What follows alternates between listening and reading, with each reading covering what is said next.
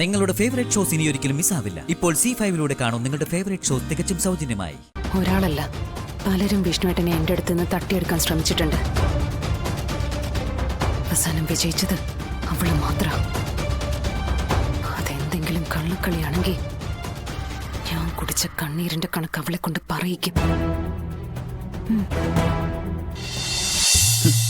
അവന്റെ ഒരു ചാന്തി മുഹൂർത്തം. എന്റെ ഭഗവതി. തിരുമേനി,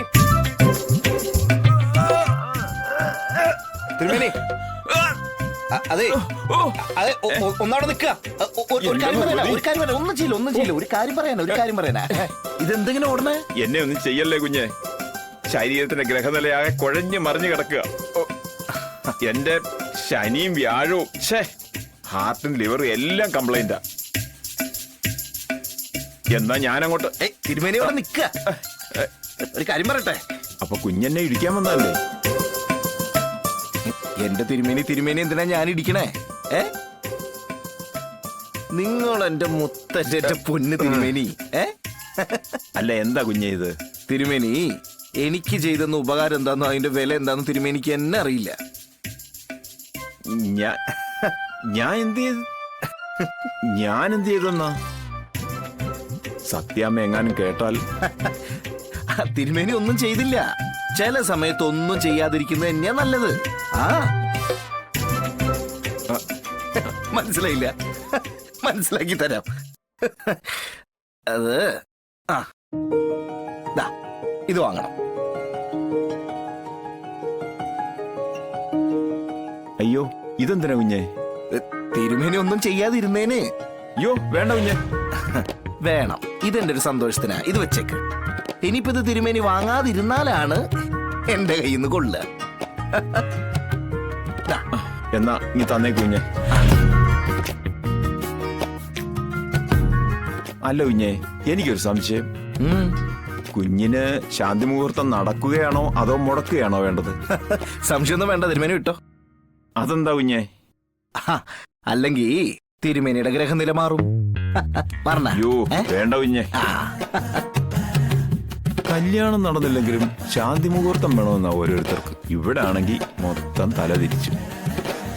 എന്തൊരു ആലോചന? ഏയ് ഒന്നുമില്ല. എന്നാ വരട്ടെ. എങ്ങോട്ട്? അല്ല, പോട്ടെ എന്ന്.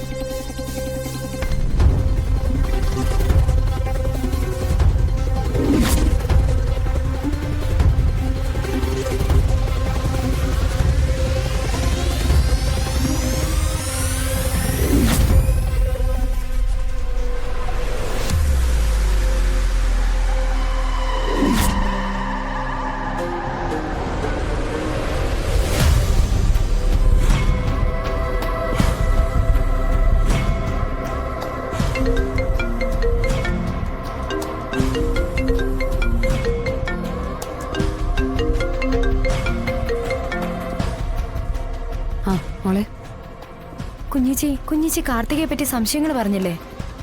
അത് ശരിയാണെന്ന് തോന്നുന്നു. അതെന്താ നിനക്ക് അങ്ങനെ തോന്നാൻ? ഇന്ന് ഞാനിവിടെ നേരിൽ കണ്ട കാര്യങ്ങൾ പറയാം. കുഞ്ഞിച്ചിക്ക് എന്ത് തോന്നുന്നു എന്ന് പറയും. ചിലപ്പോ എന്റെ മാത്രം സംശയങ്ങളാണോ എന്ന് എനിക്കൊന്നും അറിയണമല്ലോ. നീ പറ.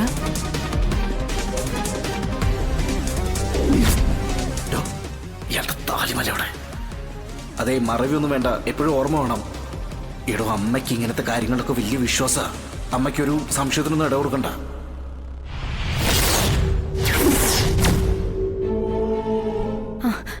അത് മാത്രമല്ല,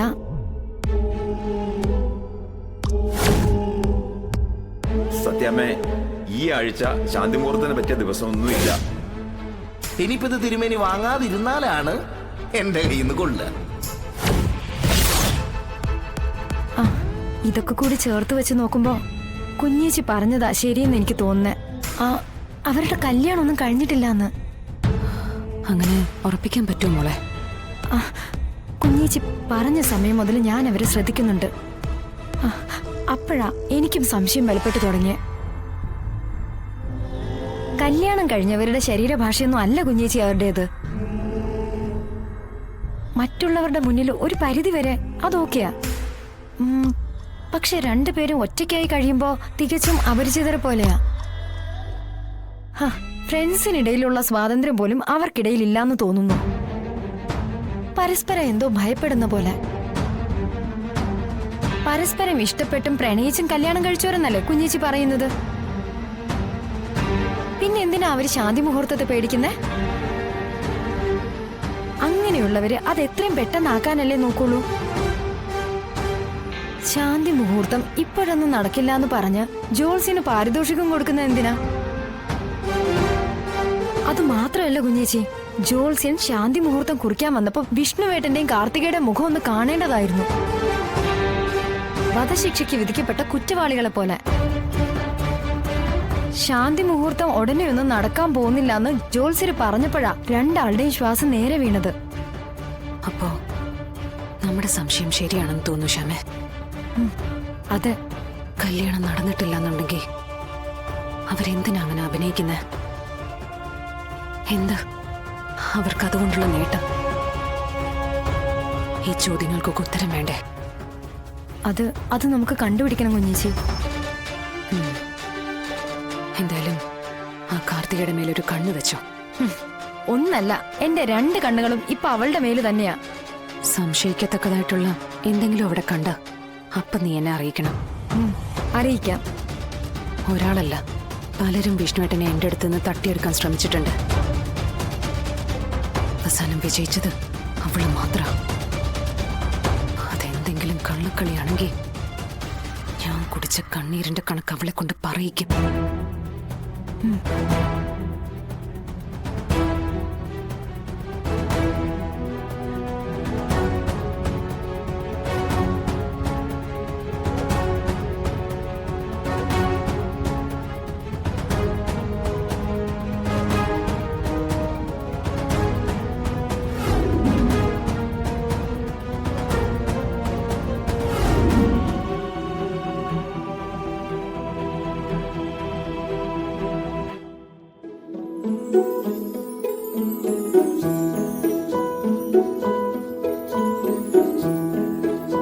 വിഷ്ണു, എന്താ സാർ? നമ്മുടെ സീ കേരളത്തിൽ വരാൻ പോകുന്ന പുതിയ സീരിയലിലെ പരസ്യം നീ കണ്ടായിരുന്നോ? ഇല്ല, എന്തേ? നീ അതൊന്ന് കണ്ടിരിക്കുന്നല്ലാന്ന് എനിക്ക് തോന്നി. അച്ഛന്റെ സ്നേഹം കിട്ടാത്ത ഒരു പെൺകുട്ടിയുടെ കഥയാ.